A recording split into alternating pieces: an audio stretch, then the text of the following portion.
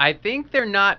You make a very good point about the old school thinking of politics, and these old school politics come from a time before the internet, where when the voters, I think, had before the voters had options. And so what I think, I want to connect it to your thought. What I think is going on is that they are not realizing, the old school guys, that people do have options and that they're aware of them. And I think this is why she had success over in Delaware, because she's proof that people are doing different things and thinking different ways. And if you think old school, new school, we're all old enough to remember when there were 3 TV stations. I was just thinking that. Or maybe 1 or 2 news. If you're lucky, maybe your town had 2 newspapers. Absolutely. And that's how our political party system is still built. But we now live in a world where people have 500 channels, and that's just on their TV, not to mention what they can get on the internet. Newspapers, who reads newspapers anymore? We're going to all these different websites. And so our political system is built for this analog, old-school way of doing things, but people are saying, we don't think that way. We don't organize our thoughts that way. And, somebody put it to me this way, Dr. Ali, politicians debate the means of government, but people are now interested in the ends of government. They're now debating and discussing what is government supposed to do, not in what way or with whose bill are they supposed to do it. I think what Jade just said, that there is too much politics going on between the old school and the new school or the new candidate. The problem is that we have had these professional so-called politicians being there for too long, and they control too much of the party. So it's not the party, but some of the more of these older guys that they don't want to let it go. They think that they're going to be here until they die, and this is the problem. For example, what you just said, that most of us were kind of used to having 2 or 3 or not having any options. Originally, I come from India, one of the largest country with 1.2 billion people with a democratic institution. You go out there and there are, hundreds of parties, and they are doing quite well. It's not that, we have killed ourselves. So I think if people have options, they will do better. What will stop the Tea Party revolutionaries from becoming entrenched politicians who stay too long? I mean, we don't have term limits, and they can say we'll be different, but it seems like once people get there and get into office, they become those self-entitled, stay till they die politicians. I think we're evolving, Jack, and you hit it right on the nose a little while ago with the way it used to be. A prime example is my own family, my mother. Ever since I was a kid, her big thing was, well, I'm going to go vote Democrat. Why? Because that's the way we've always done it. And it wasn't until Bill Clinton came into office and she was, I'm going to go vote Democrat. I said, why? Because Bill Clinton has done everything for the Mexican Americans.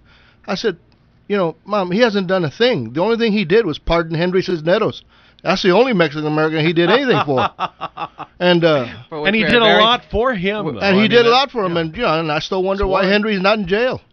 So, but you think we're evolving out of that voting out of habit? I think so. Yeah. I think so. And I'm a prime example. I like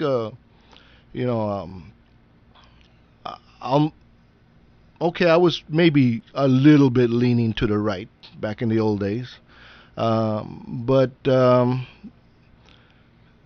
you've got to look at a person. And a person's, you've got to look past what they have to say, and you have to look at their heart, and is their heart in the right place? And if it is, then you work with them, you volunteer for them, you help them, you vote for them, you send them a little bit of money, and then you hold them responsible for their actions. That's the big thing. You got to hold them responsible for their actions. If you don't hold them responsible, then they may go ahead and fly over to the to the dark side, like many of these politicians do. All right, we're back with more Gang of Four on a Friday morning. It's 10:22 on KTSA. KTSA News Time is 10:27. Jack Riccardi 10 to 1. It's Gang of Four for a Friday morning with the birthday boy, Jade Esteban Estrada here, Dr. Masarrat Ali. and international man of mystery, Dan Rivas, all on Gang of Four. You can jump right in the middle of it at 599-5555. So one of the things we were just talking about is this new media age, 500 channels, you get your own information, you don't have to listen to corporate media. Isn't that also really what's enabling these Tea Party candidates? Because in the old days, political parties were like the bottleneck that you had to go through to be a candidate. Yeah, they spoon-fed you. They gave you everything. Right. And now that you can kind of come up from the grassroots and either run without them if you can fund yourself, right, or sort of storm their ramparts and take them over like Christine O'Donnell did. What is the role now for political parties? What are they for? I mean, Dr. Ali, you're a candidate. How do you decide to be a Democrat? Well, that's a very good question. I think Barack Obama more or less brought me into politics, that if you feel strong about certain issues and you're willing to stand up, then perhaps you can get the support for them. So this is how I came into the Democratic Party, and obviously I became a candidate as well.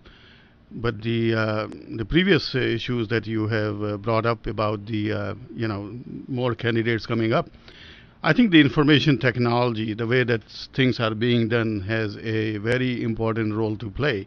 You can produce your own YouTube videos, you can be on Facebook, you can be on Twitter, you can have your own blog. So it kind of put this kind of system puts you on an equal footage with some of the bigger establishment, that you can get some visibility that was perhaps not possible 10, 15 years ago. So many of these new candidates, they are doing better because they can get this visibility on their candidates, on their issues, that was perhaps not possible before. Is it now a liability, Dan Rivas, after what we just saw happen to Mike Castle, is it now a liability to be an experienced incumbent politician? I think so, especially if you're an incumbent politician that does not listen to what your voters are saying, not listening to your constituents, like this health, the Obamacare. 70% of the American people were against it, but you still had the Democratic Party pushing and pushing and pushing forward. Why? Because they're Democrats and they had to follow what the party leadership said, and that was the wrong thing to do. So people like Cyril Rodriguez are in trouble now. Hopefully Henry Gonzalez is in trouble, and maybe it's not that they're bad politicians. It's just simply that they don't listen. They don't listen. They try to cover their butts, and they don't listen, and they want to follow what the leadership says, because if they don't follow what the leadership says, then they don't get committee assignments, they don't get this, they don't get, I could care less about that. I would rather have them do what we want as the people, rather than what they want and what's going to protect their interests. Speaking of listening to the people or not listening to the people, let's talk about a politician who kind of predates this Tea Party movement, but is really one of the darlings of the Tea Party movement now. As we speak today, right now, Sarah Palin, the former governor of Alaska, the VP nominee in 2008, is campaigning in Iowa. She is ostensibly campaigning for other people, helping the Republican Party. A lot of people think, Iowa, first caucus state, likely stomping grounds for presidential candidates. Maybe this is the beginning of her running for president in 2012. Is she running for president? I think she is. I think she never stopped running for president. I like to follow, in my world of entertainment, I like to follow people's steps a lot. And the promotion of her book in particular was just, to me, very obviously a step for many people who didn't understand what she was trying to do, or might have misinterpreted what she was doing in her 2008 campaign, almost like a rebranding, a relaunching of a new Sarah Palin for an audience that might be ready for her in 2012. And I think, yes, to answer your question, absolutely, without a doubt.